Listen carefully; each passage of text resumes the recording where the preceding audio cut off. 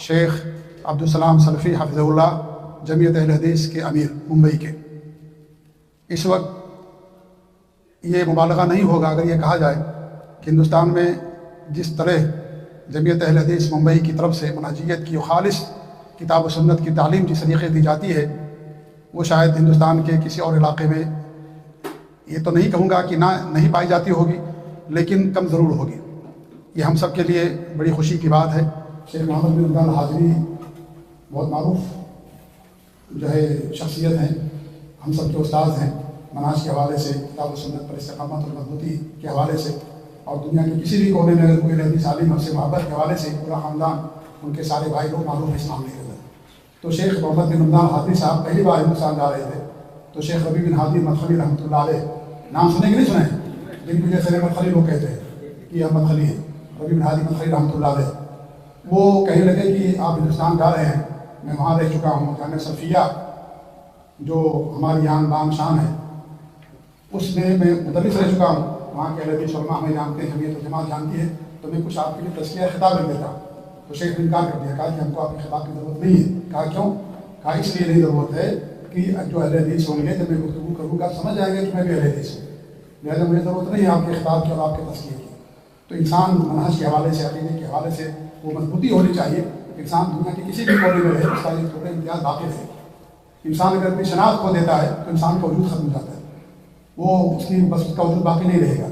تو ہماری شناخت سلفیت کی اور مسلک سلف پر پابندی اور قائم رہنے کی، یہ شناخت ہماری ہمیشہ قائم رہنی چاہیے.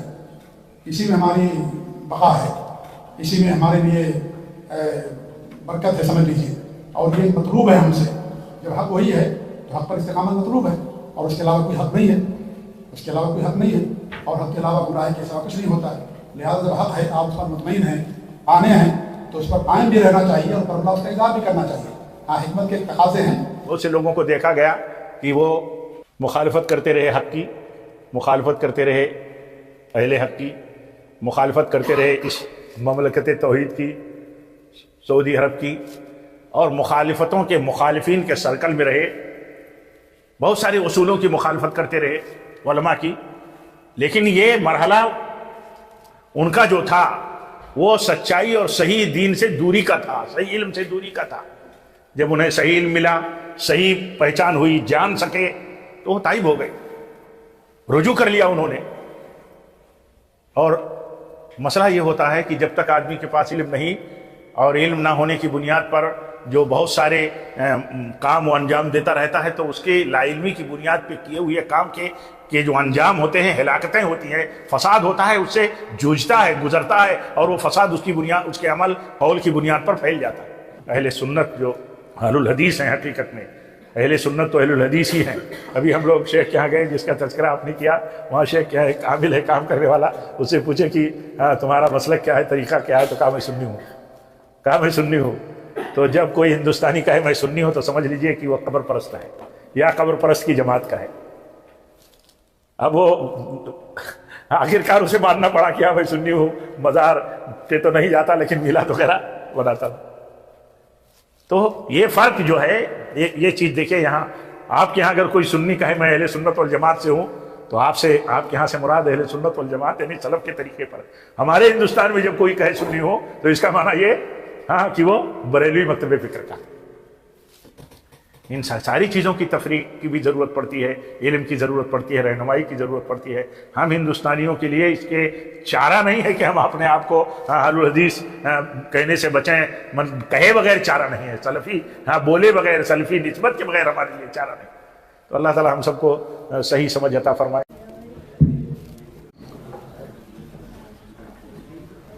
شروع کریں. السلام علیکم ورحمۃ اللہ وبرکاتہ.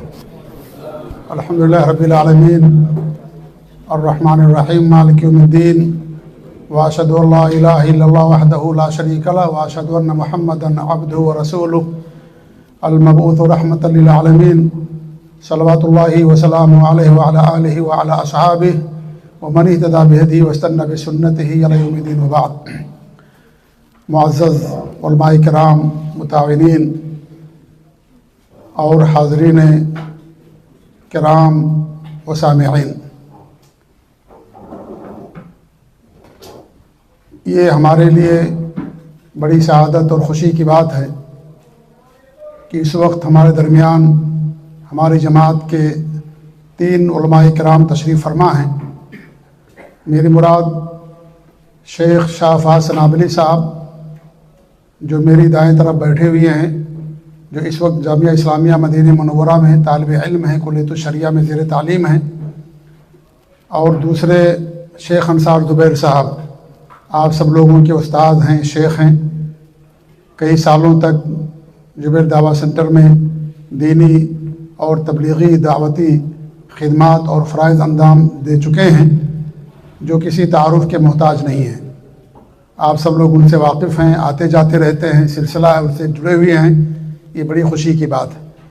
دوسری جو عظیم شخصیت جو اس پروگرام کے مقرر خصوصی ہیں، مہمان خصوصی ہیں، وہ بھی کسی تعارف کے محتاج نہیں ہیں۔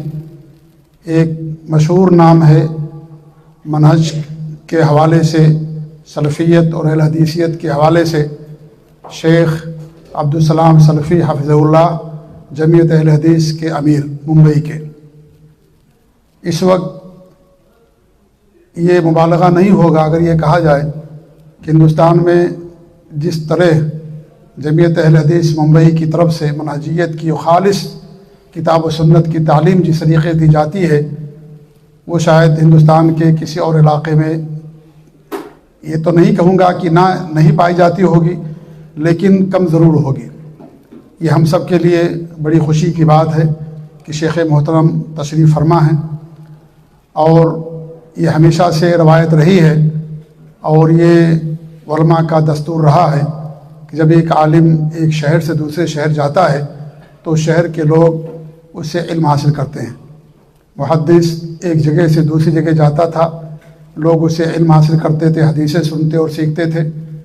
تو یہ روایت برقرار ہے اور قیامت تک برقرار رہے گی۔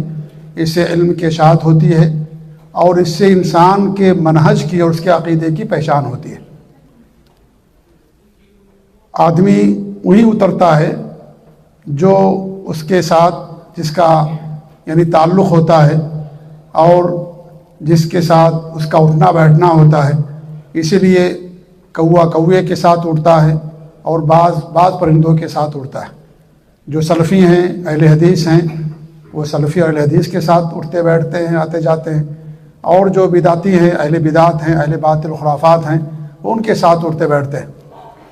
آپ دیکھیں گے کہ آپ کے جبیل میں بہت سارے لوگ آتے چلے جاتے ہیں، ہمیں خبر نہیں ہوتی ہے، کیونکہ ہمارا عقیدہ اور ان کا منہج الگ ہے، اس لیے ہمارے ساتھ نہ آتے ہیں، نہ ہمارے ساتھ اٹھتے بیٹھتے ہیں، اور ہم چاہتے بھی نہیں ہیں، یہ بھی بات صحیح ہے۔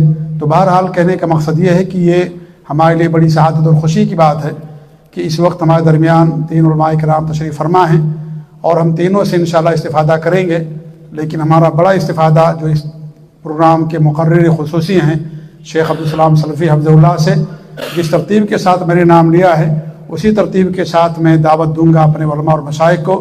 لہذا سب سے پہلے میں شیخ شاہ فاضل سنابلی صاحب سے دعوت ان کو دیتا ہوں کہ شیخ مختصر وقت میں اپنے کلمات کو ہمارے سامنے ہمارے متعاونین کے لیے اور سامعین کے لیے رکھیں، اور اس طریقے سے ہمیں کچھ نصیحت کریں، اور لہذا میں ان سے گزارش کرتا ہوں کہ شیخ مائک پر تشریف لائیں، اور اس طریقے سے اپنے جذبات کا یا اس طریقے سے ہمارے متعاونین کے لیے کچھ نصیحتیں اور کچھ توجیہی کلمات پیش فرمائیں۔ اللہ تعالیٰ ان کے علم برکت عطا فرمائے، آمین و جزاکم اللہ خیر۔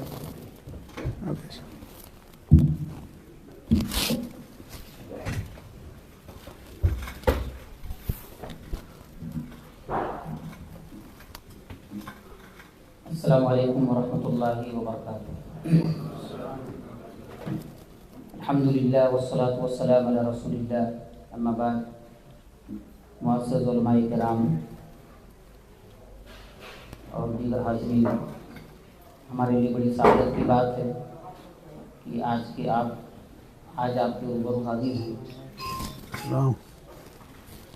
میں مختصر انداز میں اسلام کا شاندار ماضی اور آج کا مسلمان اس حوالے سے کچھ باتیں رکھوں گا، کیونکہ آپ بآسانی سمجھ سکتے ہیں کہ میرے اپنے موضوع کے 2 حصے ہیں۔ ایک تو یہ کہ مسلمانوں کا اپنا ماضی کیسا تھا، کتنا شاندار تھا، کس کس حیثیت سے شاندار تھا، اسلام ہمارے سامنے کیسی روشن مثالیں پیش کرتا ہے، اور دوسری طرف آج کا جو مسلمان ہے، آج کے مسلمان کی ایمانی و عملی زندگی کا جائزہ، کہ آج کے مسلمانوں کا اپنا ایمان کیسا ہے، ان کے اپنے اعمال کیسے ہیں، ان کی گھر کی زندگی کیسی ہے، ان کی باہر کی زندگی کیسی ہے، ان دونوں کا موازنہ مجھے آپ کے سامنے کرنا۔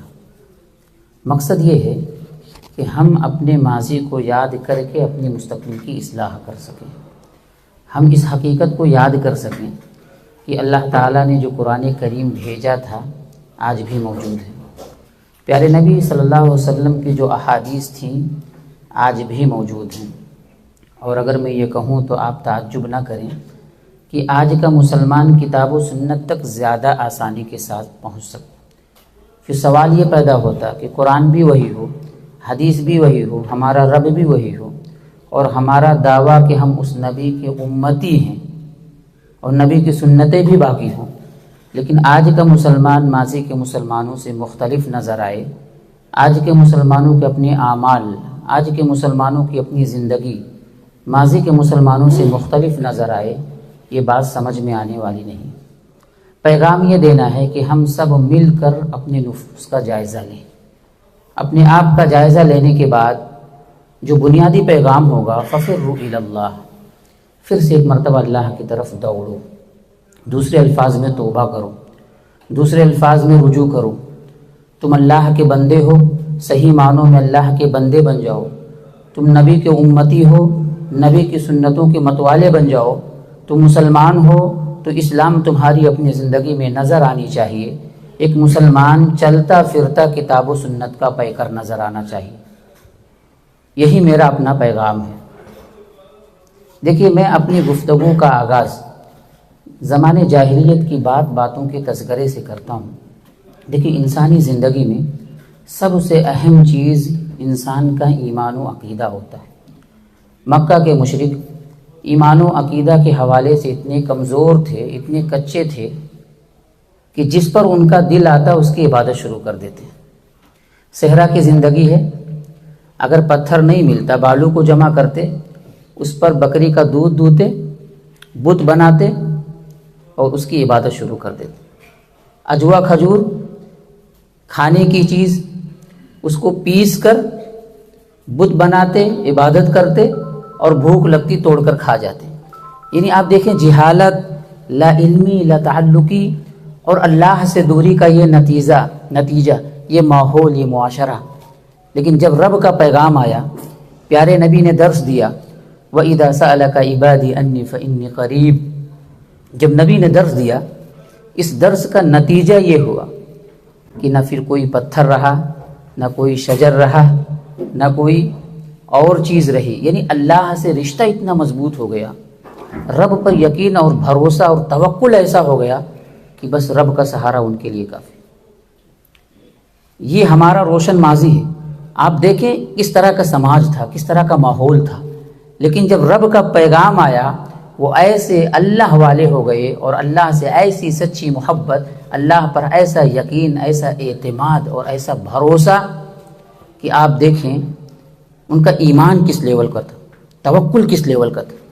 ان کے بالمقابل آج کا جو ہمارا سماج ہے، آج کا جو ہمارا معاشرہ ہے، آج کے جو ہمارے مسلمان ہیں، آج کے جو ہماری خواتین ہیں، اللہ کی پناہ۔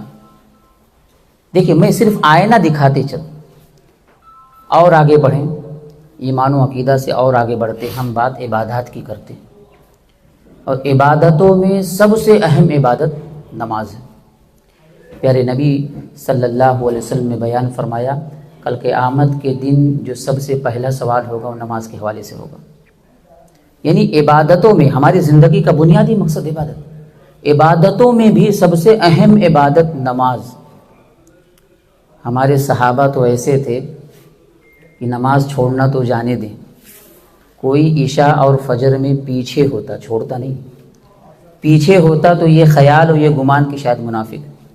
یہ ہمارا روشن ماضی، اور فرض تو فرض ہے، نفلی نمازوں میں ایسی لذت محسوس کرتے. آپ ایک واقعہ سنیں. ایک مرتبہ اللہ کے نبی صلی اللہ علیہ وسلم اپنے صحابہ کے ساتھ غزوہ ذات الرقہ سے واپس آ رہے ہیں. راستے میں مسلمانوں کے ہاتھ ایک کفار کی خاتون مار دی جاتی. انتقام کی آگ بھڑک اٹھتی ہے. اللہ کے نبی صلی اللہ علیہ وسلم نے ایک جگہ پڑاؤ ڈالا اور کہا میرے صحابہ یہ بتاؤ رات میں پہرا کون دے گا. 2 نوجوان ایک انصار ایک مہاجر کھڑے ہوئے. کہا اللہ کے نبی ہم پہرا دیں گے. انصار نے مہاجر سے کہا میرے بھائی یہ بتاؤ پہلے آپ پہرا دینا پسند کرو گے یا میں؟ انہوں نے کہا کہ پہلے آپ پہرا دیجئے میں آرام کرتا ہوں، پھر میں پہرا دیتا ہوں آپ آرام کیجیے. وہ نوجوان وہ اللہ کا بندہ، اللہ پر توکل اور ایمان دیکھیے، ایمان دیکھیے. وہ نوجوان اللہ کا بندہ حالانکہ اس کا جاگنا خود عبادت ہے، اس کا جاگنا خود عبادت. اللہ کے نبی کی حدیث آدمی پہرا داری کرتے ہوئے اگر مارا گیا اس کا بدلہ جنت، اس کا جاگنا خود عبادت. لیکن نماز سے محبت دیکھیے، لگاؤ دیکھیے. اس نے سوچا کہ میرا وقت برباد ہو رہا ہے. دیکھا دشمن دور دور تک نظر نہیں آ رہا ہے، میرا وقت برباد ہو رہا ہے، کیوں نہ میں اللہ کے لیے نماز پڑھنا شروع کر دوں. وہ نوجوان اللہ کے لیے کھڑا ہوا، نماز پڑھنا شروع کر دیا. دشمن جو طاق میں تھا جو ہی دیکھتا ہے کہ نماز کے لیے کھڑے ہو چکے، دشمن جو ہی دیکھتا ہے کہ وہ نماز کے لیے کھڑے ہو چکے، تیر نکال کر حملہ کرتا اور تیر جا کر اس نوجوان کے جسم میں چبھ جاتا. آپ ایمان دیکھیے، آپ نماز کی محبت دیکھیے کہ وہ بندہ نماز کی حالت میں لگا ہے، یعنی تیر نکال کر پھینک دیا اور نماز کی حالت میں لگا. دوسرا تیر آتا، پھر تیسرا تیر آتا. جب تکلیف بڑھ جاتی، شدت بڑھ جاتی، وہ گر پڑتا.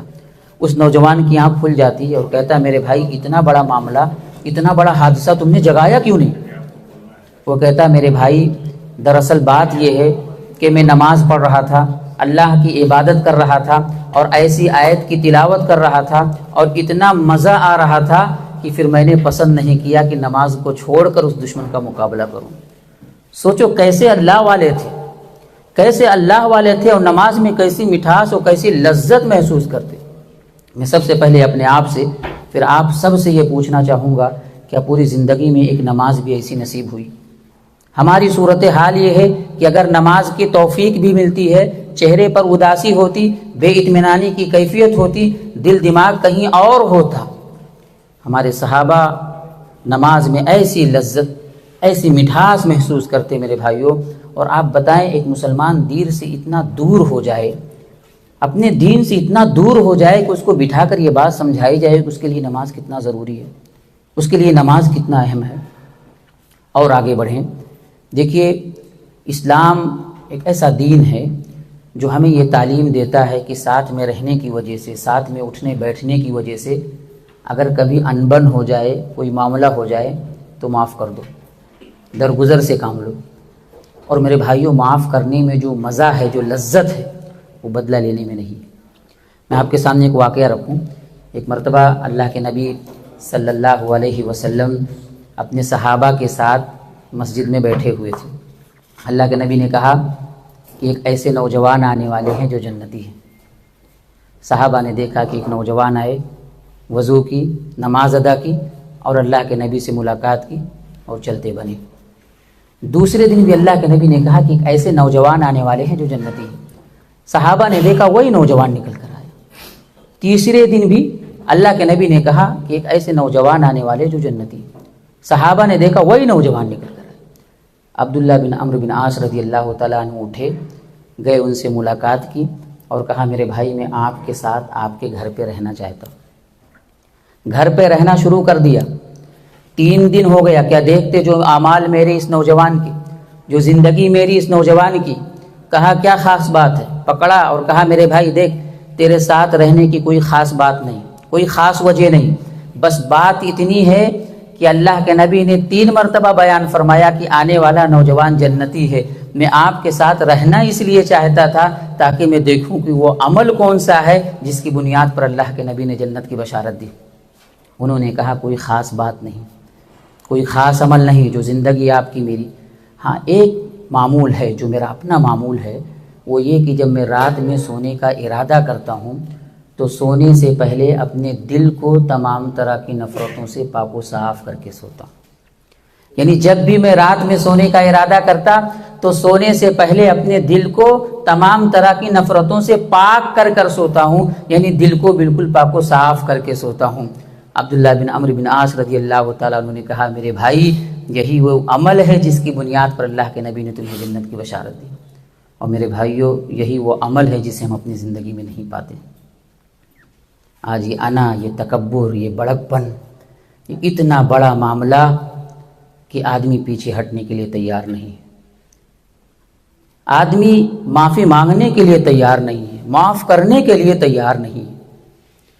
جب اللہ کے نبی صلی اللہ علیہ وسلم کا انتقال ہو گیا، فاطمہ الزہرا رضی اللہ تعالی عنہا اللہ کے ابو بکر صدیق رضی اللہ تعالیٰ عنہ کے پاس آئیں اور انہوں نے کہا کہ میرا جو حق بنتا ہے وہ میرے حوالے کر دو۔ انہوں نے اللہ کے نبی کی حدیث سنائی، لا نورث ما ترکنا صدقہ، کہ انبیاء کا جو مال ہوتا ہے وہ بیت المال کا حصہ ہوتا ہے، تقسیم نہیں ہو سکتا۔ وہ واپس آ گئی، لیکن بشر تھی، انسان تھی، ایک طرح سے ان کا مطالبہ پورا نہیں ہوا، ان کے دل میں کہیں ذرا غبار سا محسوس ہوا۔ کچھ دنوں کے بعد ان کی طبیعت بگڑ جاتی ہے۔ ابو بکر صدیق رضی اللہ تعالیٰ عنہ جو ایک طرح سے باپ کا درجہ رکھتے ہیں، مسلمانوں کے خلیفہ ہیں، وہ آتے ہیں اور کہتے ہیں کہ فاطمہ تم میرے پاس اس لیے آئی تھی تاکہ میں تمہارا مطالبہ پورا کر سکوں۔ فاطمہ میں نے تمہارے مطالبے کو پورا نہ کیا، مجھے یہ خبر ملی ہے کہ تم ناراض ہو۔ فاطمہ تمہارے پاس اس لیے آیا ہوں تاکہ تم مجھے معاف کر دو۔ فاطمہ تمہارے پاس اس لیے آیا ہوں تاکہ تم مجھے معاف کر دو۔ میرے بھائیوں ایک طرح سے باپ کے درجے میں ہیں، مسلمانوں کے خلیفہ ہیں، مسلمانوں کے حاکم ہیں۔ آپ دیکھیں ایک چھوٹی سی بچی کے پاس آ کر کس طرح عاجزی کے ساتھ کہتے ہیں کہ فاطمہ تم مجھے معاف کر دو، میں نہیں چاہتا کہ نبی کی لخت جگر دنیا سے اس حالت میں جائے کہ وہ مجھ سے ناراض ہو۔ آج انسان نہ معافی مانگنے کے لیے تیار ہے، نہ معاف کرنے کے لیے تیار۔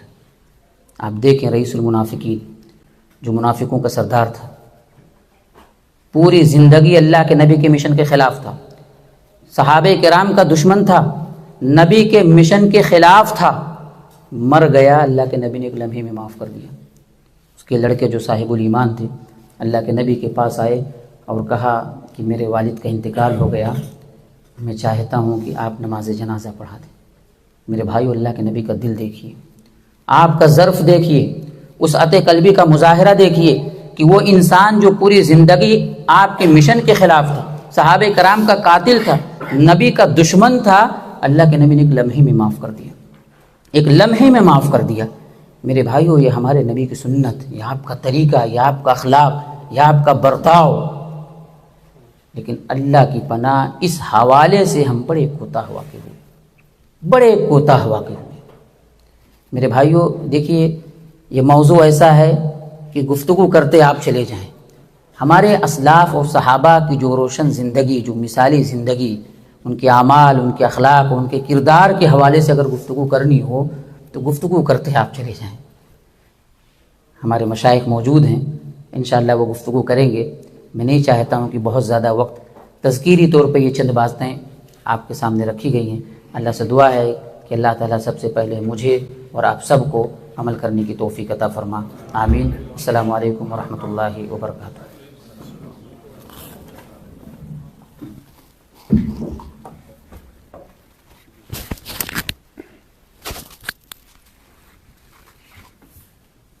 اللہ تعالیٰ شیخ محترم جزائے خیر دے، بہت کم وقت میں بہت زیادہ باتیں دین کی انہوں نے ہمارے کوشش گزار کی ہیں۔ اللہ تعالیٰ ان تمام باتوں پر عمل کرنے کی توفیق عنایت فرمائے۔ یہ جو ہمارا پروگرام ہے خصوصی، اتنے بڑے بڑے علماء کے اجتماع کا جو سبب ہے وہ بھی آپ سب لوگوں کو معلوم ہے، اور اسی حوالے سے ہمارے درمیان بڑے بڑے علماء بھی اور دیگر علماء بھی تشریف فرما ہیں۔ ہمارے جو مقامی اور ہمارے دعوت سینٹر کے جو علماء ہیں، متعاونین ہیں، کارکنان ہیں یا علماء اور دعات ہیں، ان کے علاوہ اور بھی انہی میں سے شیخ الیاس مکی صاحب بھی تشریف فرما ہیں، محمدی مکی، اور ان کے ادارے کے شیخ الجامعہ جناب اللہ صاحب بھی تشریف فرما ہیں، لیکن وقت بہت کم ہے کہ سب کو موقع دیا جا سکے. اس کی وجہ سے بہرحال موقع سب کو تو نہیں مل پائے گا. ساتھ ہی ساتھ ابھی نیا رشتہ ہوا ہمارے سمدھی ہیں جناب حاجی نثار احمد صاحب, اسٹیج پر تشریف فرما. اگر نام نہیں لیں گے تو کہیں ناراض نہ ہو جائیں وہ کہ جو ہے نیا رشتہ ہمارا ہوا, ہمارا نام ہی غائب کر دیا انہوں نے. تو بہرحال ان کا بھی استقبال ہے, تمام آپ تمام لوگوں کا بھی استقبال ہے, خوش آمدید ہے. تو بہرحال بڑی پیاری باتیں کہی ہیں اخلاق کے حوالے سے اور دل کی صفائی کے حوالے سے. اللہ تعالیٰ ہمارے دلوں کو اسی صاف کر دے. آئینے کے مانند اللہ کے رسول کے حدیث ہے کہ مومن کے لیے آئینے کے مانند ہوتا ہے. آئینے پہ کوئی کچرا نہیں ہوتا, کوئی اس کے اندر شغاف نہیں ہوتا یا اس طریقے سے کوئی اور گندگی نہیں ہوتی, صاف ہوتا ہے.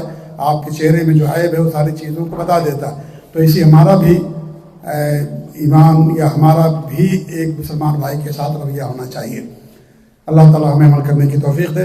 اب اس کے بعد شیخ انصار زبیر محمدی حفظہ اللہ جو آپ کے درمیان ایک داعی اور مبلغ کی حیثیت سے یہاں پر کئی سال گزار کر کے تشریف لے گئے اور اب داعی مبلغ کے ساتھ ساتھ مدیر بھی ہیں, ڈائریکٹر بھی ہیں. مجلس الفقہ الاسلامی کے جو ہے آپ مؤسس ہیں, بانی ہیں, مدیر ہیں. تو اب میں انہیں دعوت دیتا ہوں شیخ محترم کو کہ آپ یہ ہمارے سب سے واقف ہیں, آپ سب لوگوں سے, آپ ان سے واقف ہیں. اللہ تعالیٰ جو ہے جو ہمارے علماء ہیں ان کی باتوں کو سننے اور ان سے جوڑ کر کے رہنے کی اللہ تعالیٰ ہم سب کو توفیق دے. میں بڑے ادب احترام کے ساتھ گزارش کرتا ہوں کہ شیخ اپنی کلمات سے ہمیں محظوظ فرمائیں. اللہ تعالیٰ شیخ کی خدمات کو قبول کرے اور اس طریقے سے ان کا جو ادارہ ہے جو چل رہا ہے جس کو قائم کیا ہے اللہ تعالیٰ اس ادارے کو اور مزید ترقی عطا فرمائے, کامیابی عطا فرمائے. آمین رب العالمین. جزاکم اللہ خیر. شیخ سے گزارش ہے کہ شیخ اپنے وعظ و نصیحت سے ہمیں مستفید فرمائیں. جزاکم اللہ خیر. جی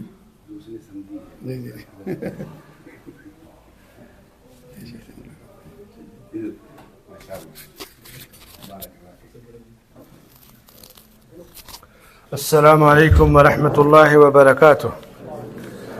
الحمد للہ رب العالمین والعاقبۃ للمتقین والصلاة والسلام على سید الانبیاء والمرسلین نبینا محمد وعلى آلہ وصحبہ اجمعین. اما بعد, یقول اللہ جل وعلا فی کتابہ الکریم سبحان الذي أسرى بعبده ليلا من المسجد الحرام إلى المسجد الأقصى الذي باركنا حوله لنريه من آياتنا إنه هو السميع البصير. پاک ہے وہ ذات جو اپنے بندے کو راتوں رات مسجد حرام سے مسجد اقصی تک لے گئی, جس کے ارد گرد ہم نے برکتیں رکھی ہیں تاکہ اسے ہم اپنی نشانیاں دکھائیں. یقیناً وہ سننے اور دیکھنے والا ہے. علماء کرام اور عزیز دوستوں اور ساتھیوں اور شاگردوں, میرے لیے بڑی سعادت کی بات ہے کہ جس مکتب میں ہم نے دعوت کیسے دی جاتی ہے, ایک طرح کی ہماری ٹریننگ تھی اور ایک ٹریننگ بھی لی ہے, علم بھی حاصل کیا. یہاں جبیل میں رہ کر کے ہم نے اپنے شیخ جبیل شیخ محمد رمضان حاجی صاحب کی مجلسوں میں مستقل, اور پھر یہاں سے ہندوستان شفٹ ہوئے. آج ایک لمبے عرصے کے بعد آپ سے گفتگو کا موقع مل رہا ہے. خطاب اصل میں اور کلیدی اور اساسی ہمارے شیخ محترم عبدالسلام سلفی صاحب کا ہوگا انشاءاللہ, اور ہم لوگ بھی یہی چاہتے ہیں کہ شیخ سے مستفید ہو. اب چونکہ شیخ کا بھی ایک مشورہ تھا اور میں بھی چاہ رہا تھا کہ آپ لوگوں سے کچھ گفتگو ہو جائے, تو وہی 4 منٹ صحیح, تاکہ ایک تجدید ہو جائے ملاقات کی, گفتگو کی. اور تفسیر جو گروپوں میں آتی ہے آپ لوگ سنتے ہوں گے, میں بمبئی سے جس دن نکلا ہوں اس کے 2 دن پہلے سورہ النحل مکمل کر چکا ہوں.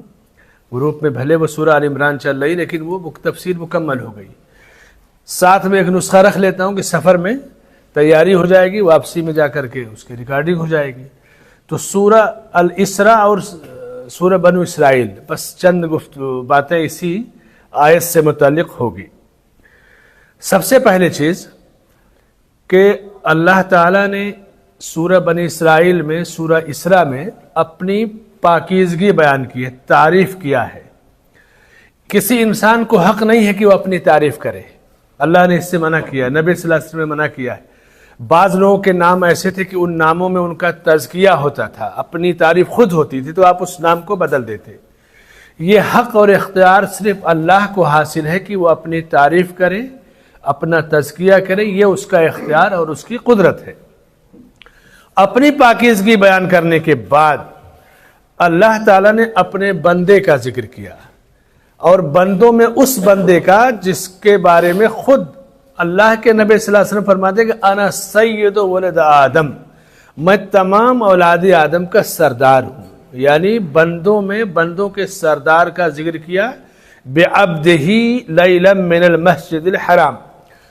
बहुत सारे लोग ये मुगालता पैदा करते कि मेराज एक ख्वाब था, रूहानी थी, जिस्मानी नहीं थी। बाज़ उक़लानी लोग तो अहले इल्म ने बड़ी सराहत से जिक्र किया कि अब्द का इतलाक़ बंदे पर होता है, और रूह और जिस्म दोनों जिसके अंदर हो वो अब्द है, और अल्लाह ने उसको अपनी उबूदियत और बंदगी के लिए पैदा किया है।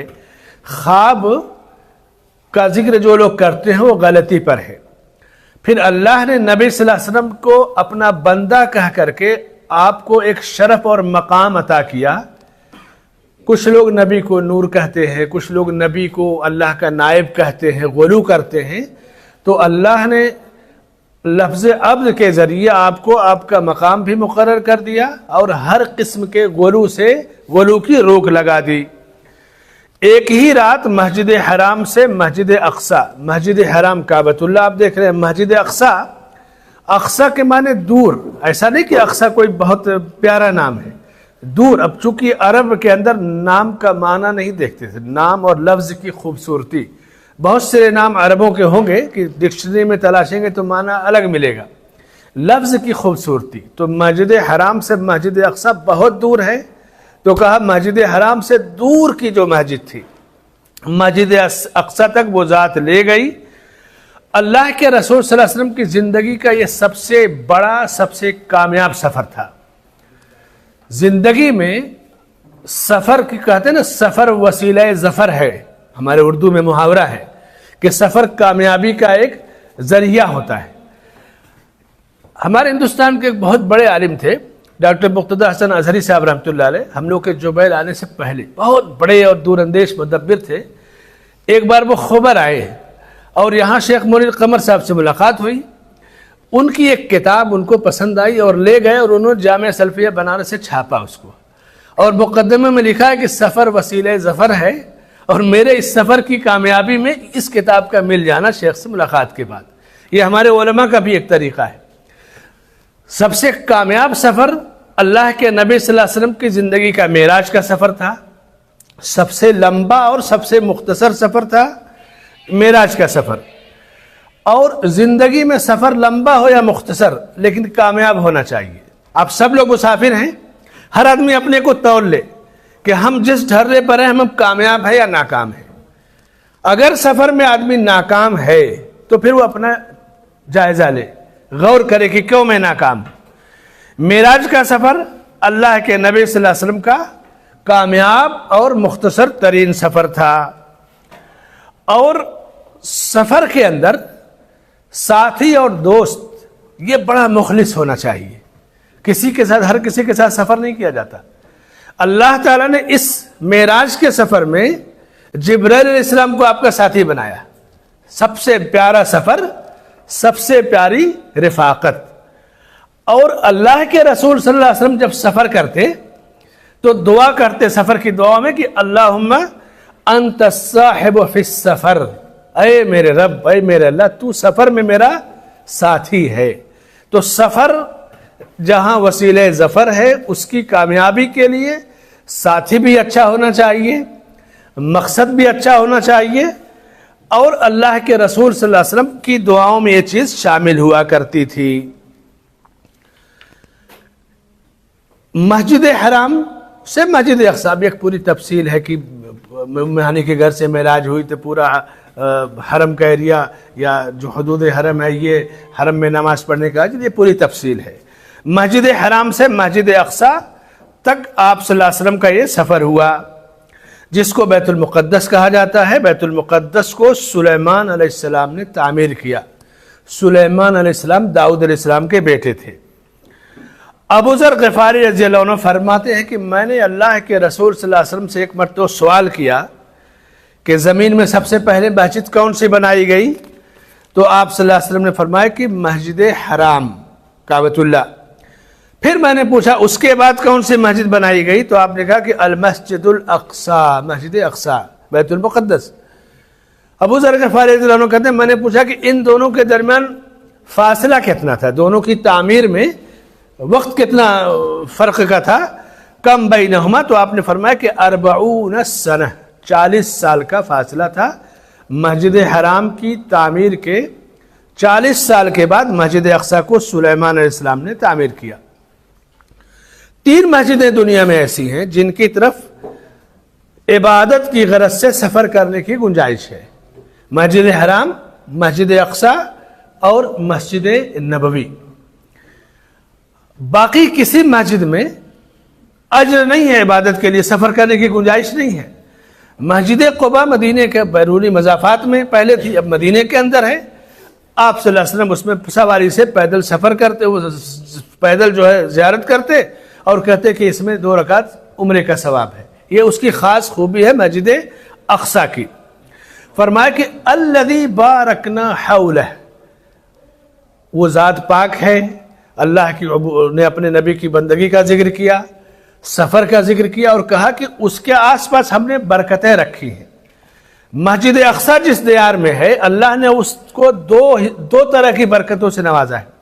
ایک دینی برکت، دوسرے دنیاوی برکت. دینی برکت کیا ہے؟ اللہ تعالیٰ نے اس سرزمین پہ جس قدر کثرت سے انبیاء بھیجے، پوری دنیا میں کسی اور جگہ اتنی کثرت سے انبیاء نہیں آئے. وہ علاقہ جو فلسطین کا ہے، وہ خطہ، پورا بنو اسرائیل کے پوری انبیاء کی فہرست وہیں پر آپ کو ملے گی. اور اس کے بعد دنیاوی جو برکت ہے اس علاقے کی، نہر ہے، باغات ہے، موسم کا ٹھنڈا ہونا ہے، کھیتیاں ہیں. اور آپ دیکھیں نا فلسطین، جارڈن، سوریا وغیرہ کا جو ایریا ہے، اچھا پھل، اچھا موسم، ساری خوبیاں ہیں. اللہ نے اس علاقے کو دنیا اور آخرت، دینی اور دنیاوی دونوں برکتوں سے نوازا. کہا کہ تاکہ ہم اپنے اس بندے کو اپنی ان برکتوں سے اور نشانیوں سے واقف کرائیں. اور اللہ تعالیٰ سننے اور جاننے والا ہے. اس کا سننا، وہ غیب کی باتوں کو سنتا ہے اور غیب کی باتوں کو جانتا ہے. اس کا سننا بندوں کے سننے کی طرح نہیں ہے، یہ اسی کے سایہ نشان ہے، اس کی صفت ہے. اور دنیا میں کوئی بھی شخص غیب کے علم کا دعویٰ اگر کرے تو وہ جھوٹا ہے. سنتا ہے آدمی، لیکن انسان کا سننا الگ ہے. وہ غیب کی باتوں کو سنتا ہے، غیب کی باتوں کو جانتا ہے. تو یہ اس آیت کا ایک مختصر تفسیر یا نچوڑ یا خلاصہ. 2-3 مسائل ذکر کر کے پھر شیخ انشاءاللہ تشریف لائیں گے. پہلی گفتگو، پہلا مسئلہ کہ انسان کو اپنی تعریف خود نہیں کرنا چاہیے. تعریف کا حق صرف اللہ کو ہے. لیکن تعارف یا کہیں کوئی گمنام ہے تو اپنے آپ کو پہچانوانا، بتا دینا، اس میں کوئی حرج نہیں ہے. یہ چیز سلف سے، صحابہ سے ثابت ہے. اس تعریف میں تزکیہ نہ ہو، اپنے کاموں کو بڑھا چڑھا کر پیش کرنا یا اپنی بڑائی بیان کرنا مقصود نہ ہو. گمنامی کے حدود سے، جیسے کارڈ وغیرہ لوگ رکھتے ہیں یا عام طور سے کوئی سیکریٹری ہے تعارف کرائے، کوئی حرج نہیں ہے. کیوں اس سے منع کیا گیا؟ بعض دفعہ آدمی بڑا ہوتا ہے نا، تو اس کی جب بڑائی بیان کی جاتی ہے تو اس کے اندر کبر آتا ہے. ہمارے شیخ محمد رمضان حاجی صاحب کے دروس میں ہم لوگ بیٹھتے تھے نا، تو ایک بار ایک واقعہ بتا رہے تھے کہ بنگلہ دیش کی جماعت اہل حدیث نے ایک پروگرام رکھنا چاہا. کہا کہ 2 ملین لوگ اس میں حاضر ہوں گے.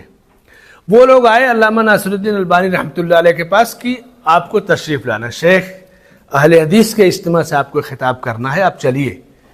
اور ساری ترتیب کے ساتھ جماعتی سطح پر وفد آیا تھا. شیخ البانی صاحب نے جو ہے انکار کر دیا، میں نہیں جاؤں گا. تو شیخ کہہ رہے تھے کہ شیخ کے جو اطراف میں جو لوگ بیٹھے تھے شاگرد، انہوں نے کہا کہ شیخ اتنا بڑا موقع تھا، اتنی بڑی بھیڑ تھی، آپ جا کے اپنی بات کچھ کہتے. اللہ رحم کرے اس وقت کے محدث پہ. شیخ رحمۃ اللہ نے کہا کہ کیا تم سمجھتے ہو کہ جب میں وہاں اسٹیج پر بیٹھوں گا اور یہ کہا جائے گا یا یہ محسوس ہوگا کہ یہ لوگ میری وجہ سے آئے ہیں، تو کیا میرے دل میں کوئی چیز پیدا نہیں ہوگی جس کو عجب یا خود پسندی؟ کیا تم مجھے نہیں جانتے میں انسان ہوں؟ میں ان سے دور رہنے کے لیے نہیں گیا۔ یہ زہد، یہ تقوی، یہ استغنا ہمارے وقت کے اس دور کے علماء اور محدثین کا تھا، اور اتنا اخلاص، اتنا خلوص ہمارے علماء میں تھا۔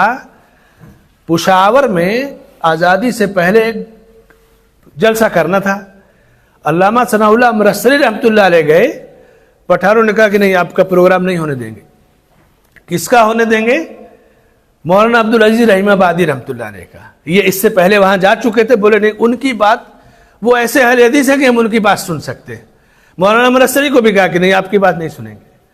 اس وقت مولانا عبدالعزیز رحیم آبادی جو جماعت کے بہت بڑے سرخیل تھے، بخار میں تھے، طبیعت خراب تھی، لیکن جب مولانا امرتسری کا تار پہنچا تو اسی حالت میں، اور اس وقت سفر جانتے ہیں نا، لوکل ٹرین یا چالو سلیپر وغیرہ بھی نہیں تھا، بس سے کسی طرح سے گئے اور جمعہ کا خطبہ دیا، پھر رات کا جلسہ ہوا اور اطمینان سے لوگوں نے پروگرام سنا۔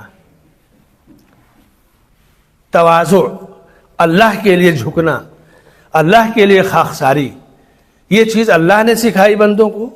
اور اللہ کے نبی صلی اللہ علیہ وسلم زندگی میں سب سے بلندی پر گئے، معراج کا سفر، پوری زندگی کبھی اس واقعے کو فخر کے طور پر نہیں بیان کیا۔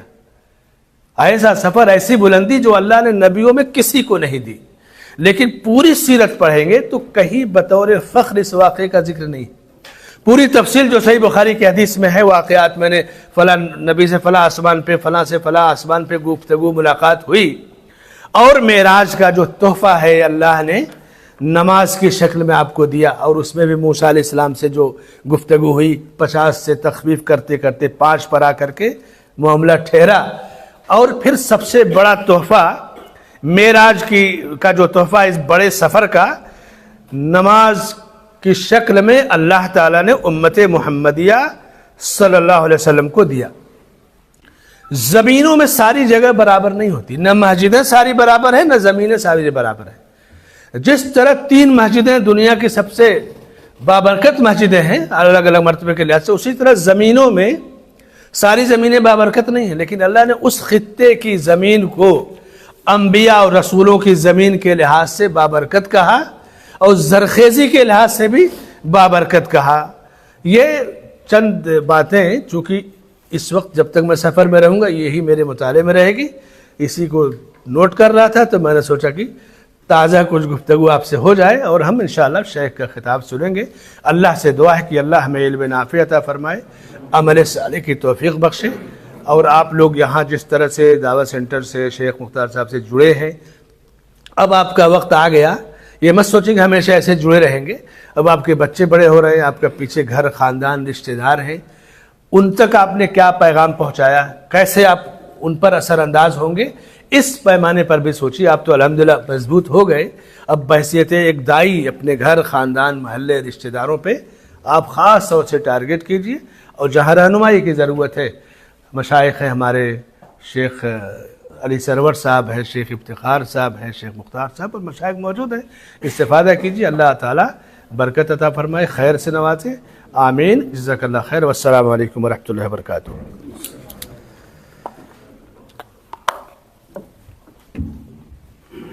اللہ تعالیٰ شیخ محترم کو جزائے خیر عطا فرمائے۔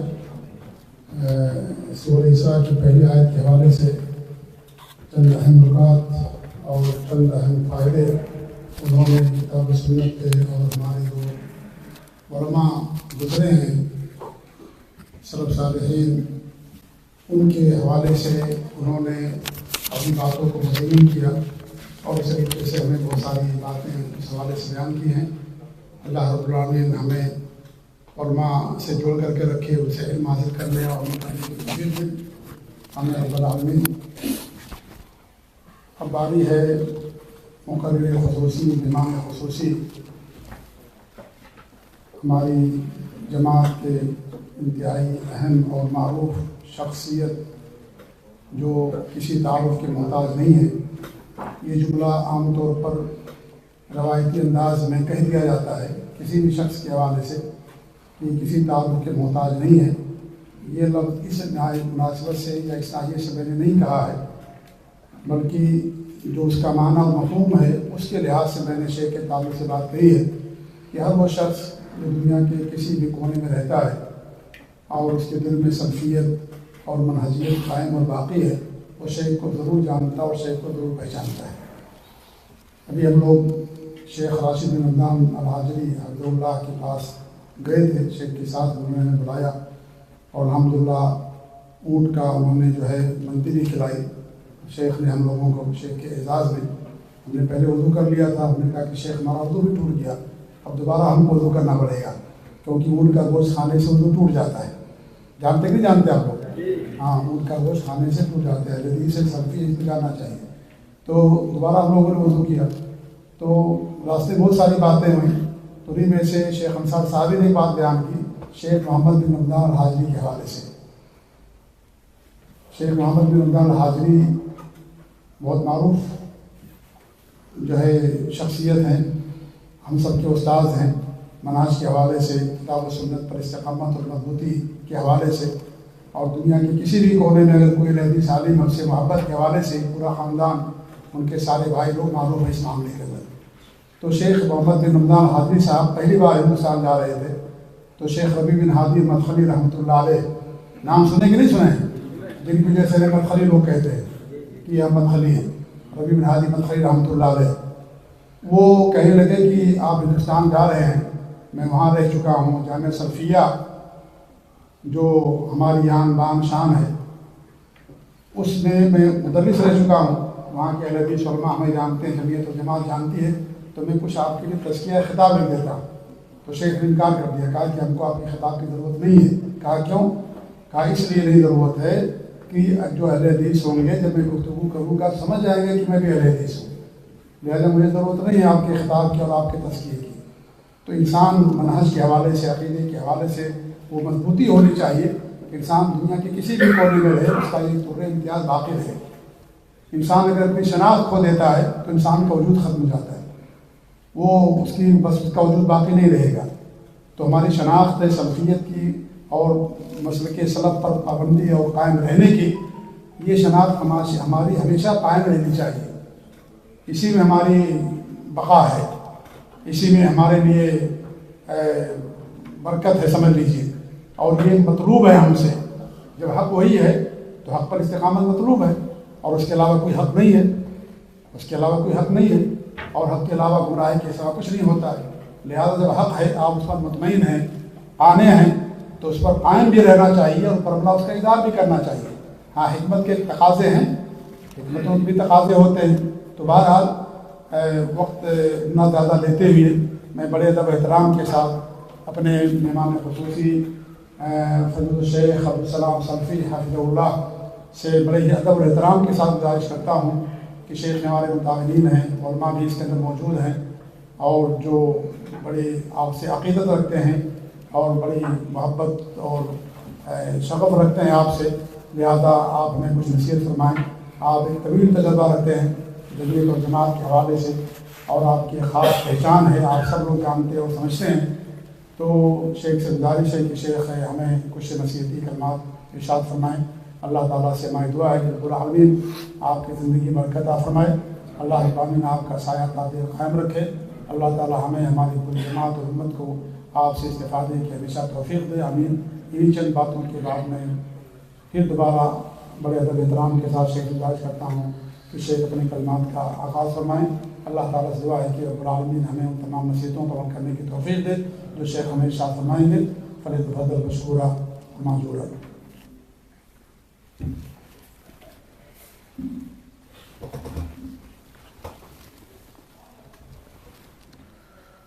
السلام علیکم ورحمۃ اللہ وبرکاتہ۔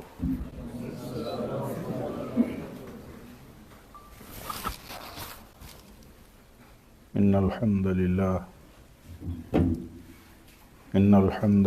نحمده ونستعینه ونستغفره ونعوذ باللہ من شرور انفسنا ومن سیئات اعمالنا، من يهده الله فلا مضل له ومن يضلل فلا هادي له، وأشهد أن لا إله إلا الله وحده لا شريك له، وأشهد أن محمدا عبده ورسوله يا أيها الذين آمنوا اتقوا الله حق تقاته ولا تموتن إلا وأنتم مسلمون يا أيها الناس اتقوا ربكم الذي خلقكم من نفس واحدة وخلق منها زوجها وبث منهما رجالا كثيرا ونساء واتقوا الله الذي تساءلون به والأرحام إن الله كان عليكم رقيبا يا أيها الذين آمنوا اتقوا الله وقولوا قولا سديدا يصلح لكم أعمالكم ويغفر لكم ذنوبكم ومن يطع الله ورسوله فقد فاز فوزا عظيما أما بعد فإن خير الحديث كتاب الله وخير الهدي هدي محمد صلى الله عليه وسلم وشر الأمور محدثاتها وكل محدثة بدعة وكل بدعة ضلالة وكل ضلالة في النار۔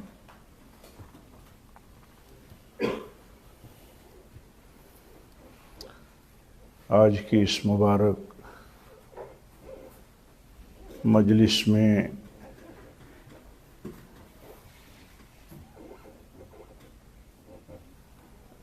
جس کی ترتیب اور تنسیق فضیلت الشیخ مختار احمد محمدی مدنی حفظہ اللہ نے اپنے رفقائے کار اور ذمہ داروں کے مشورے سے کی ہے،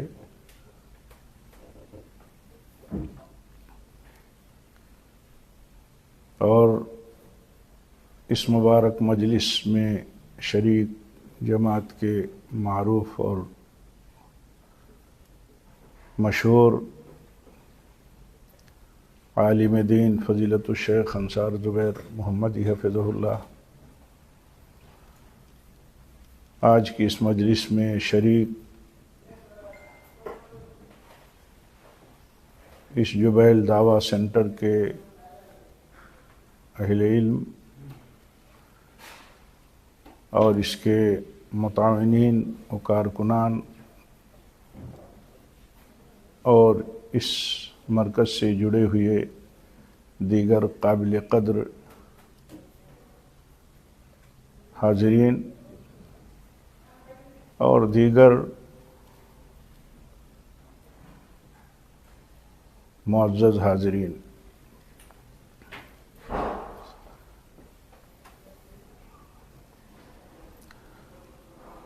ایک بات ہمیشہ ذہن میں رہنی چاہیے کہ اللہ تعالیٰ نے ہمیں اپنی عبادت اور شکر گزاری کے لیے پیدا کیا ہے،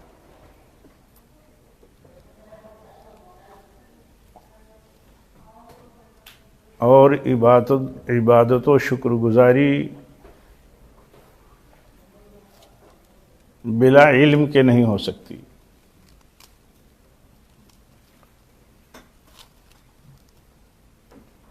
کوئی بھی عبادت چاہے وہ قولی ہو، عملی ہو،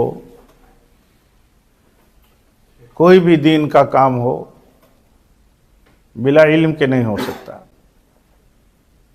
یعنی صحیح نہیں ہو سکتا، قابل قبول نہیں ہو سکتا۔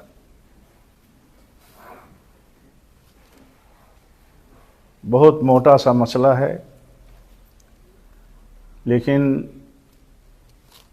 چھوٹے سے تجربے میں یہ چیز ہے کہ اس کا اہتمام اور اس کی فکر بہت کم ہے۔ اسی لیے دیکھا جاتا ہے کہ علم کی فکر کم ہونے کی وجہ سے عقیدوں میں خلل، عقیدوں میں فساد، اعمال میں فساد، اقوال میں فساد، دین سے متعلق جو بھی کیا جاتا ہے اس میں فساد ہی فساد ہے۔ یہ بہت عام مسئلہ ہے۔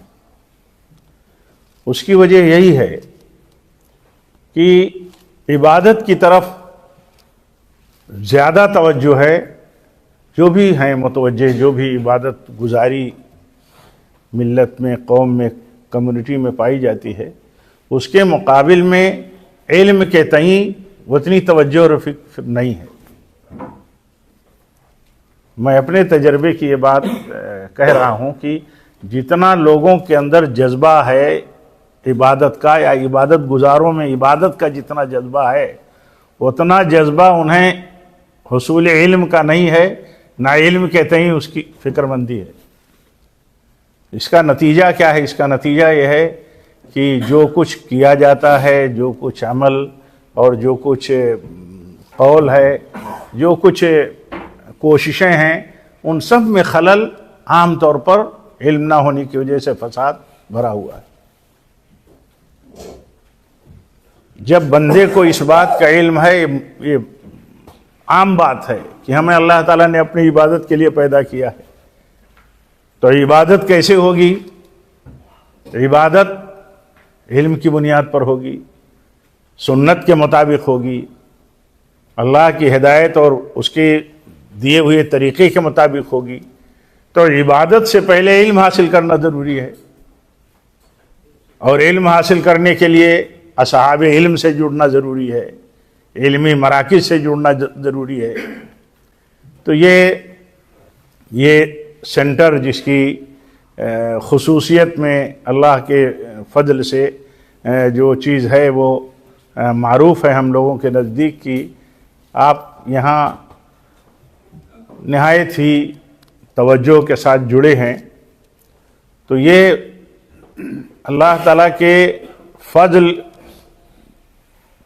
اس فضل پر شکر گزاری کا تقاضا بھی بنتا ہے کہ اللہ تعالیٰ نے مرکز دیا اتنا عظیم، اور عظیم اہل علم سے آپ کو نوازا ہے، یہ اللہ کا فضل ہے۔ تو اس فضل کے تئیں اللہ تعالیٰ کی شکر گزاری ہو، اور ذہن میں یہ اصول رہے کہ بلا علم کے کوئی عمل نہیں اور کوئی بات نہیں کی جا سکتی۔ بہت مشہور بات ہے، ہم لوگ کہتے سنتے رہتے ہیں کہ امام بخاری رحمۃ اللہ علیہ نے جو باب باندھا، باب العلم قبل القول والعمل، اور استدلال کیا فاعلم انہ لا الہ الا اللہ واستغفر لذنبک، تو کہا کہ اللہ تعالیٰ نے شروع کی ہے اس بات، پہلے علم کو قول اور عمل سے پہلے اللہ نے ذکر کیا ہے۔ امام بخاری رحمۃ اللہ علیہ فرماتے ہیں اللہ نے علم کا ذکر پہلے کیا کہ پہلے علم حاصل کرو، پھر بولو، پھر عمل کرو، یعنی علم ضروری ہے۔ جب علم کا اہتمام اور علم کی عظمت اور اہمیت دل میں اس موقف کے ساتھ ہوگی تو علم جو ہے اور اس کی نعمت، اس کی عظمت اور اہل علم کی قدر اور ان کی عظمت دل میں قائم رہے گی، اور ان کی ضرورت اور ان کا مہیا ہونا، یہ اللہ کا فضل سمجھنا آسان ہو جائے گا۔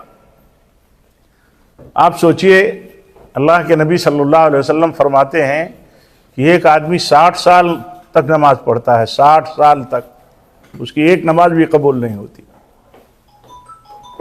ایک نماز نہیں قبول ہوتی۔ 60 سالوں تک نماز پڑھنے والے کی آپ فرماتے ہیں ایک نماز نہیں قبول ہوتی۔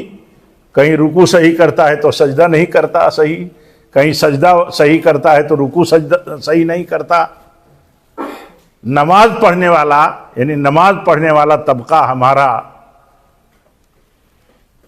ہم مسلمانوں کا، کیا مطلب اس تصور کے ساتھ نماز پڑھتا ہے کہ نماز ہم کہیں پڑھتے ہوں، ہم نماز پڑھتے ہوں، کہیں ایسا تو نہیں کہ اللہ کے ہاں نماز نہ قبول ہوتی ہو؟ کیوں کہ نماز جس طرح کی مطلوب ہے، سنت کے مطابق، آداب و شرائط کے ساتھ، اصول و ضابطے کے ساتھ، اگر اس کا علم نہیں، اس کا اہتمام نہیں، تو یہ فکر اگر نہیں ہو تو ظاہر سی بات ہے خطرہ ہوگا۔ اللہ کے نبی صلی اللہ علیہ وسلم کے بتانے کا مقصد یہ خبردار کرنا کہ خبردار، ایسا بھی ہوگا، ایسا بھی ہوتا ہے کہ ایک آدمی نماز پڑھتا ہے اور اس کی نماز اللہ تعالیٰ کے ہاں اس لیے نہیں قبول ہوتی کہ نماز کے اندر جو تقاضے ہیں، نماز کے جو شروط واجبات ہیں ان کو نہیں پورا کرتا، نہیں اس کی اہمیت سمجھتا تو نماز نہیں ہوتی۔ علم حاصل کرنے کا مسئلہ تمام شعبوں میں ایسے ہی ہے، خیر کا حاصل ہونا، شر سے بچنا۔ ظاہر سی بات ہے کہ یہ اس وقت تک ممکن نہیں ہے جب تک کہ بندے کو علم نہ ہو، علم حاصل نہ ہو، اور علم اس وقت تک نہیں مل سکتا، علم اس وقت تک علم سے آدمی فیضیاب نہیں ہو سکتا جب تک کہ اس کی قدر نہ کرے، اس کی فکر نہ کرے۔ یہ بہت موٹا سا اللہ تعالیٰ کا عام قاعدہ ہے کہ جب تک بندہ فکر مند نہیں ہوتا تب تک اللہ تعالیٰ کی طرف سے اسے توفیق نہیں ملتی اور اللہ تعالیٰ کا فضل اسے حاصل نہیں ہوتا۔ تو یہ ہم سب کو اس نقطۂ نظر سے رہنا ہے اور اس نقطۂ نظر کے ساتھ زندگی گزارنی ہے کہ علم جو ہے یہ سب سے پہلے ہے۔ علم کو کہا گیا نور ہے، جہالت کو کہا گیا تاریکی ہے۔ نور اور روشنی جو ہے یہ ہر موقع پر، ہر قدم پر اس کی ضرورت ہے۔ جہاں روشنی نہیں ہوگی وہاں تاریکی ہوگی، تاریکی ہوگی تو خطرہ ہی خطرہ ہوگا۔ آج عقیدوں کا فساد، عبادتوں میں فساد، معاملات میں فساد، بہت سارے ایشوز جو موجودہ حالات کے ہیں یا وقت کے جو ہوتے ہیں ان میں جو آدمی چوکتا ہے، پھسلتا ہے، اس کی وجہ کیا ہوتی ہے؟ اس کی وجہ یہ ہوتی ہے کہ اس کے پاس صحیح علم نہیں، صحیح فکر نہیں اور صحیح روشنی نہیں۔ ایسے ہی وہ مشہور حدیث ہے صحیح بخاری کی کہ حضرت حذیفہ، سیدنا حذیفہ ابن یمان رضی اللہ تعالیٰ عنہ نے ایک شخص کو دیکھا نماز پڑھ رہا ہے۔ نماز اس نے پوری کی تو پوچھا انہوں نے کہ یہ نماز جو ابھی پڑھی ہے آپ نے، یہ کب سے یہ نماز اس طریقے پڑھتے ہو آپ؟ تو انہوں نے کہا 40 سالوں سے، 40 سالوں سے ایسی نماز پڑھ رہا ہوں۔ تو حضرت حذیفہ رضی اللہ تعالیٰ عنہ نے فرمایا کہ 40 سالوں سے تم نے نماز نہیں پڑھی، اور اگر اسی طرح نماز پڑھتے تم مر گئے تو نبی محمد صلی اللہ علیہ وسلم کے طریقے کے خلاف نماز پڑھتے تم مر گئے، تمہاری نماز نہیں ہوگی۔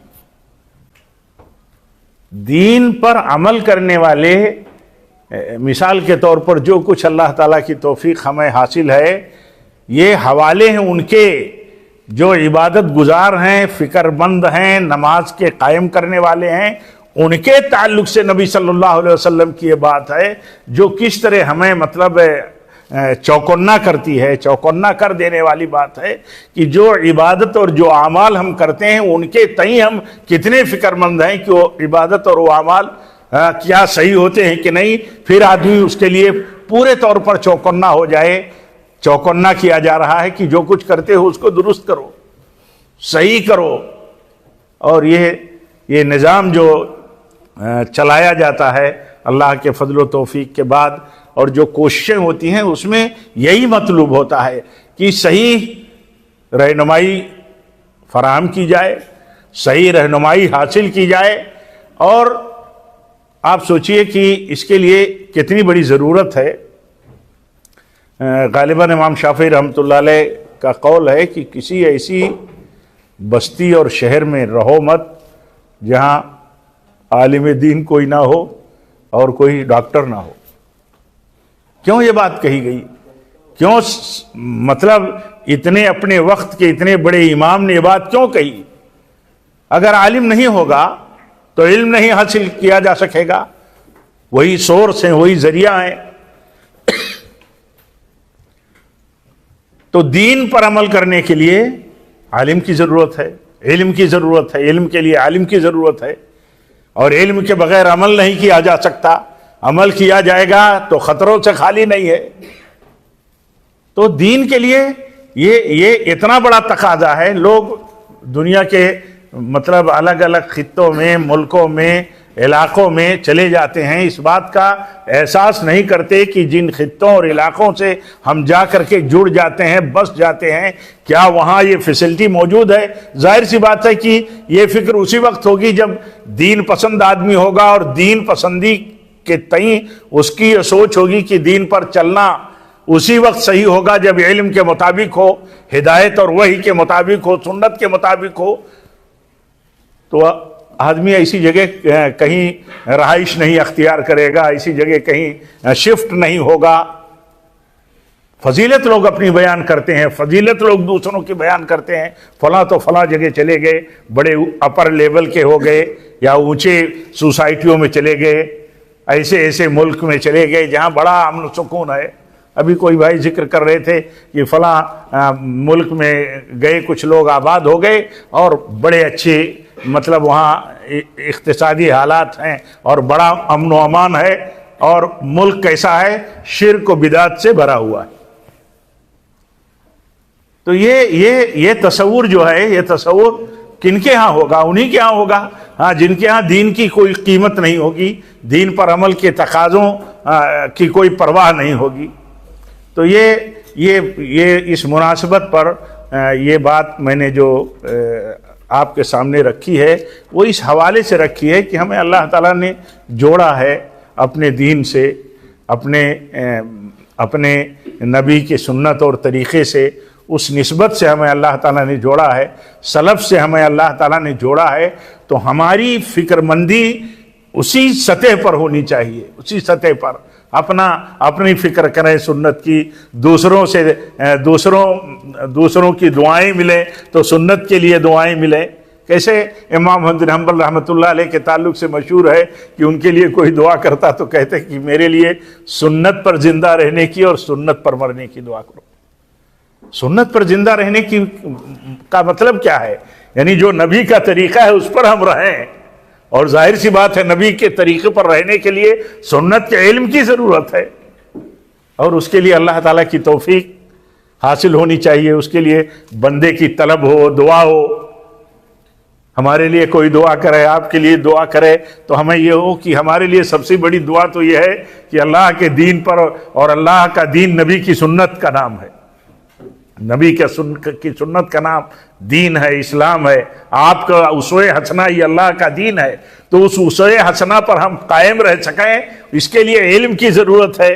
علم حاصل ہوگا اللہ کی توفیق سے. اللہ سے دعا کریں، علم کے لیے دعا کریں، علم نافع کے لیے دعا کریں.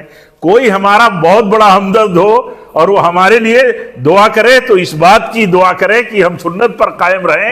یہ بہت بڑی بات ہے، کیونکہ سنت پر اگر ہم قائم نہیں رہے اور عمل کرتے رہے، عمل کر کر کے تھکتے رہے، کوئی اعتبار نہیں. آپ دیکھیے اگر علم نہیں ہوتا ہے آدمی کے پاس تو کتنے فساد میں مبتلا ہوتا ہے. بڑا دیندار ہے لیکن اس کے پاس علم نہیں ہے، بنیادی علم. جریج کا واقعہ صحیح بخاری میں موجود ہے. جریج کا واقعہ صحیح بخاری میں موجود ہے. جریج کی ماں آ کر کے بلاتی ہے بیٹے کو، اور دینداری، بزرگی، عبادت کا حال یہ ہے کہ عبادت میں لگا ہوا ہے بندہ، جریج لگا ہوا ہے. اور اس لا علمی کی بنیاد پر جس فساد اور جس مصیبت کا جریج شکار ہوا، اللہ کے نبی صلی اللہ علیہ وسلم نے بیان فرمایا. ظاہر سی بات ہے اس کی بنیاد کیا ہے؟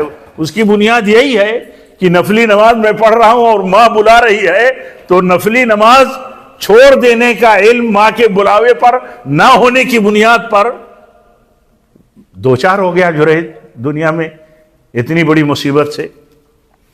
تو یہ اس طرح کی بہت ساری مثالیں ہم جوڑ سکتے ہیں. آپ طلبہ ہیں یہاں کے اور اس عظیم سینٹر سے جڑے ہوئے ہیں. یہ سعادت کی بات ہے، بلکہ شرف کی بات ہے بہت بڑے. تو ہم اس کو اسی پر قیاس کر سکتے ہیں. جتنے بھی فساد مطلب ہیں اہل اسلام میں، ان میں بہت بڑا طبقہ ہے جو مخلص ہے اور جو صحیح مطلب سوچنے میں، نیت میں اچھا ہے، لیکن اس کے پاس علم نہیں ہے تو کتنے فساد میں، کتنے بڑے خطروں میں وہ مبتلا ہے. بہت سے لوگوں کو دیکھا گیا کہ وہ مخالفت کرتے رہے حق کی، مخالفت کرتے رہے اہل حق کی، مخالفت کرتے رہے اس مملکت توحید کی، سعودی عرب کی، اور مخالفتوں کے مخالفین کے سرکل میں رہے، بہت سارے اصولوں کی مخالفت کرتے رہے علماء کی، لیکن یہ مرحلہ ان کا جو تھا وہ سچائی اور صحیح دین سے دوری کا تھا، صحیح علم سے دوری کا تھا۔ جب انہیں صحیح علم ملا، صحیح پہچان ہوئی، جان سکے، تو وہ تائب ہو گئے، رجوع کر لیا انہوں نے۔ اور مسئلہ یہ ہوتا ہے کہ جب تک آدمی کے پاس علم نہیں، اور علم نہ ہونے کی بنیاد پر جو بہت سارے کام و انجام دیتا رہتا ہے، تو اس کے لا علمی کی بنیاد پہ کیے ہوئے کام کے جو انجام ہوتے ہیں، ہلاکتیں ہوتی ہیں، فساد ہوتا ہے، اس سے جوجھتا ہے، گزرتا ہے، اور وہ فساد اس کے عمل قول کی بنیاد پر پھیل جاتا ہے۔ اس لیے اس کا اہتمام ہمیں اسی نقطہ نظر سے کر رہا ہے کہ ہماری ساری کوششوں کا مدار علم پر ہے، علم پر ہے۔ امام ابن قیم رحمۃ اللہ علیہ کہتے ہیں ہر خیر کی بنیاد علم پر ہے اور عدل پر ہے، ہر خیر کی بنیاد، یعنی کوئی خیر نہیں ہوگا، کوئی چیز خیر نہیں ہو سکتی اگر اس کی بنیاد علم پر نہ ہو۔ اور ایسے ہی کہتے ہیں کہ دوسری چیز یہ کہ ہر خیر کی بنیاد عدل پر ہے، علم اور عدل پر ہر خیر کی بنیاد ہے، اور ایسے ہی ہر شر کی بنیاد جہالت پر ہے اور ظلم پر ہے۔ خیر کا کوئی کام ہو، پہلے وہ خیر ہے کہ نہیں، خیر کب ہوگا؟ جب علم کے مطابق ہو، صحیح طریقے پر ہو۔ نیتیں کافی نہیں ہیں، اخلاص صرف کافی نہیں ہے، یہ بات ہم سنتے رہتے ہیں، کہتے رہتے ہیں، لیکن عام طور پر ہم سیریس نہیں ہوتے۔ یہ بات میں نے تذکیراً کہی ہے، اور میں آپ سب کا اور مرکز کا اور ذمہ داروں کا بہت بہت شکر گزار ہوں کہ انہوں نے آپ سے ملاقات کی، یہ مبارک مجلس رچائی، اور آپ کے یہ مطلب روشن چہرے اور آپ فکر مندوں کی یہ جماعت سے ملاقات کا جو موقع ملا، تو یہ بہت بڑی بات ہے میرے لیے۔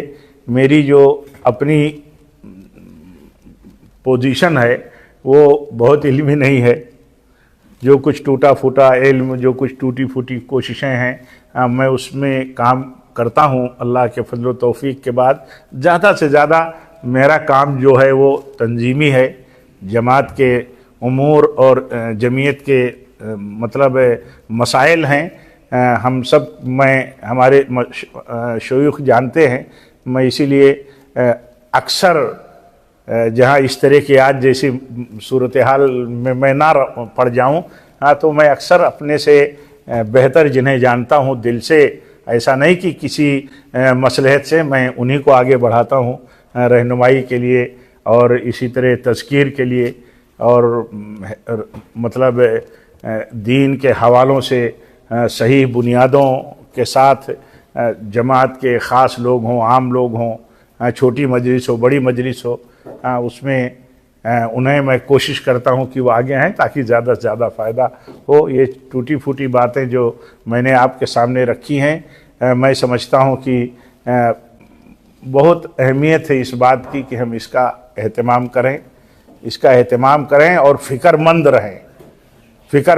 جو لوگ کام نہیں کرتے ان کا مسئلہ نہیں ہے، جو لوگ میدان عمل میں نہیں ہیں ان کا مسئلہ یہ نہیں ہے، ان کا مسئلہ تو دوسرا ہے۔ ان کو لانا میدان عمل میں، ان کو کھڑا کرنا، کوشش کرنا، اللہ تعالیٰ کی توفیق حاصل ہو، اس کی توفیق مانگنا، اس کی توفیق کے بغیر تو کچھ ہوتا نہیں۔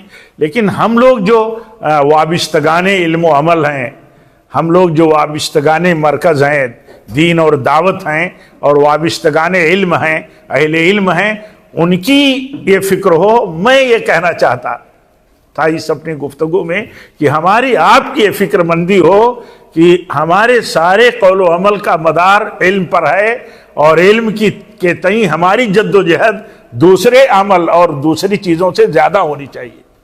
کتنا وقت ہم لگاتے ہیں نیک کاموں میں، اکثر اپنے یہاں دیکھا جاتا ہے کہ نماز میں اتنی فکر ہے، بہت بڑی تعداد ہوتی ہے نمازیوں کی، نوافل کی بہت بڑی فکر ہے، لیکن حالت دیکھو ان کی نماز کی، ان کی عبادتوں کی، تو دیکھتے ہی پتہ چلتا ہے کہ بس انہیں فکر ہے نماز کی، انہیں فکر ہے اس کے نوافل کی اور دوسری عبادتوں کی، انہیں اس کی فکر نہیں ہے، نہ اس کے لیے وقت ہے، نہ اس کے لیے وقت ہے، نہ اس کے لیے فکر ہے، نہ اس کے لیے نیٹ ورک کا استعمال ہے کہ نہیں ہماری عبادت، ہمارے عملوں کا مسئلہ، ہمارے عقیدوں کا مسئلہ، ہاں اس کی بنیاد، سارے خیر کی بنیاد علم پر ہے، اور علم اگر نہیں ہے تو عمل درست نہیں ہوگا۔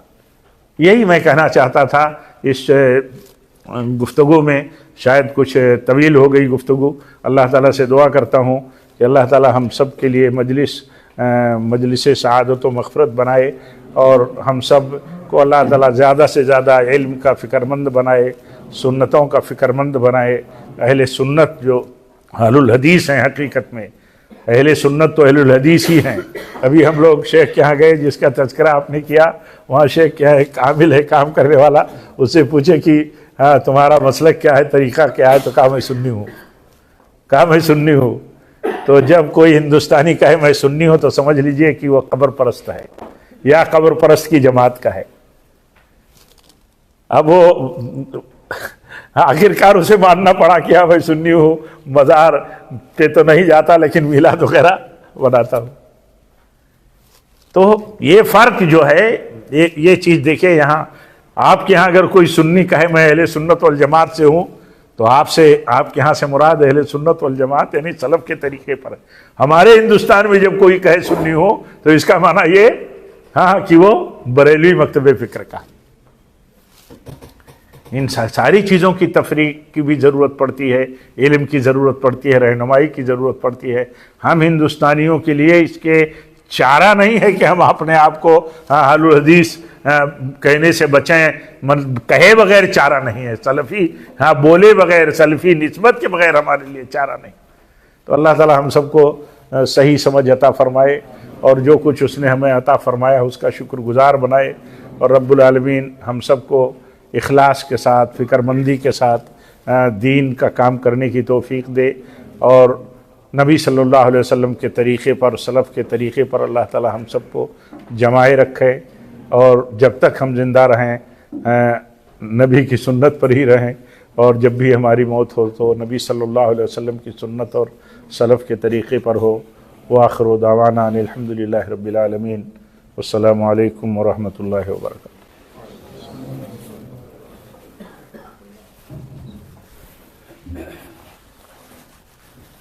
اللہ تعالیٰ شیخ محترم کو جزائے خیر عطا فرمائے۔ ہم شیخ زیادہ سننا چاہ رہے تھے لیکن شیخ نے بہت کم ان کو سنایا، لیکن بہرحال شیخ نے جو بات کہی ہے اللہ تعالیٰ ہم سب کو اس پر عمل کرنے کی توفیق دے۔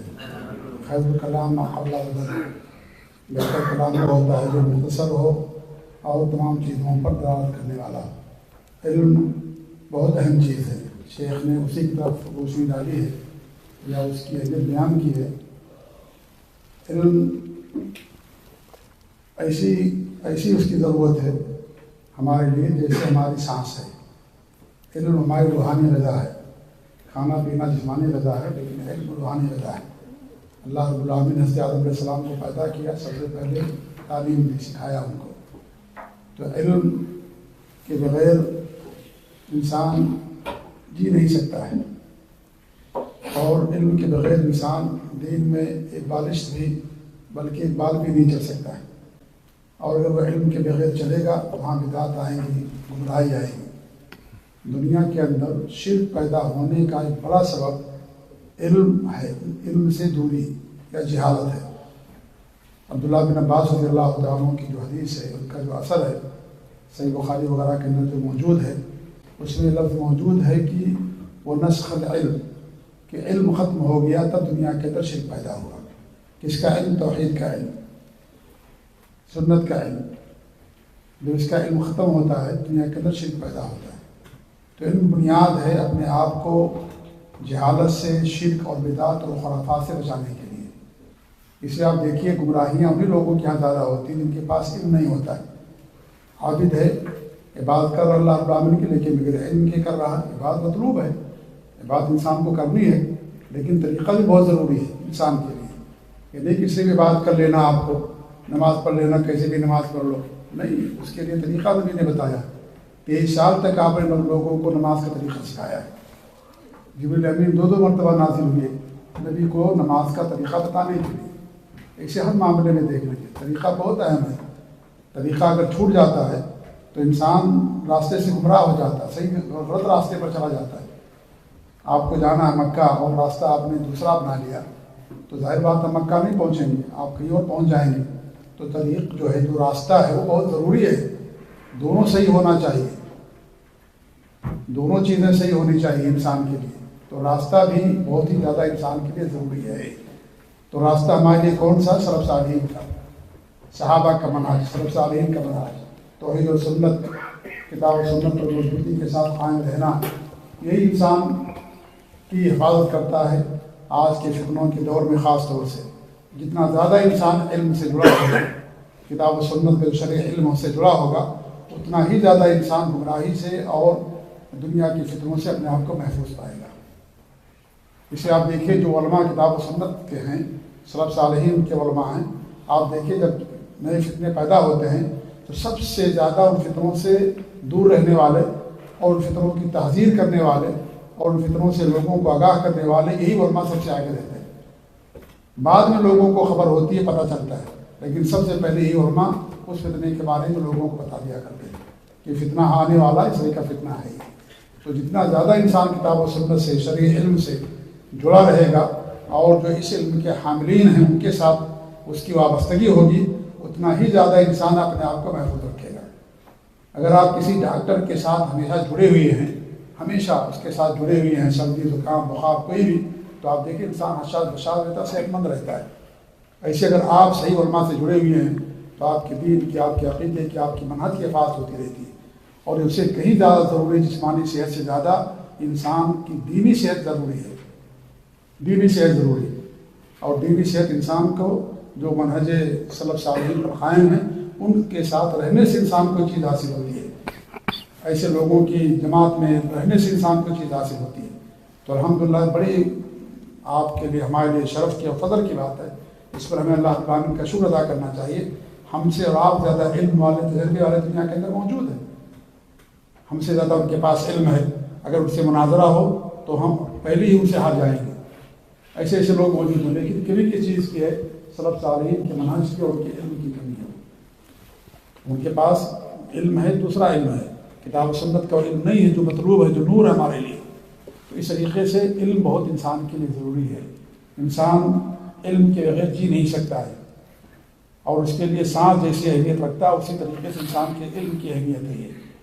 تو علم سے جڑے رہیں، ہم اپنے علماء سے جڑے رہیں اور اس طریقے سے ان کی رہنمائی میں رہیں. اسی میں ہمارے اور آپ کے لیے حفاظت ہے. شیخ محترم نے بہت ہی قیمتی بات ہمارے سامنے عرض کی ہے، اور بھی ہمارے مشائخ نے جو باتیں بیان کی ہیں. اللہ تعالیٰ دعا ہے کہ اللہ رب العالمین ہمیں ان باتوں پر عمل کرنے کی توفیق دے. میں بڑے معزز مہمانوں کا بہت ہی شکر گزار ہوں کہ انہوں نے وقت دیا اور اس طریقے سے خوبصورت محفل سجی اور دین کی کچھ باتیں اس حوالے سے ہوئی اور آپ کے سامنے پیش کی گئی. اللہ تعالیٰ آپ لوگوں کی، ہمارے مشائخ کی حفاظت فرمائے اور اللہ تعالیٰ ہم سے اور کام لے، اور اللہ رب العالمین ہمیں عمل کی توفیق دے، اور اللہ رب العالمین ہمیں کتاب و سنت پر اور منہج سنت پر ہمیشہ قائم و دائم رکھے. آمین. اور اسی کے ساتھ ہی مجلس کے اختتام کا اعلان کیا جاتا ہے. اللہ تعالیٰ آپ لوگوں کو جزائے خیر عطا فرمائے کہ آپ لوگ تشریف لائے اور اس مجلس میں آپ لوگوں نے شرکت کی. اللہ آپ لوگوں کی حاضری اور شرکت کو قبول فرمائے. آمین. جزاکم اللہ خیر. وصلی اللہ علی محمد وعلی آلہ وصحبہ اجمعین. سبحانک اللہم وبحمدک، اشہد ان لا الہ الا انت، استغفرک واتوب الیک. آپ لوگوں کے لیے چائے کا انتظام کیا گیا ہے بغل والے روم میں. ہمارے لوگ انشاءاللہ وہ آپ کے سامنے چائے پیش کریں گے. جزاکم اللہ خیر. وبارک اللہ فیکم.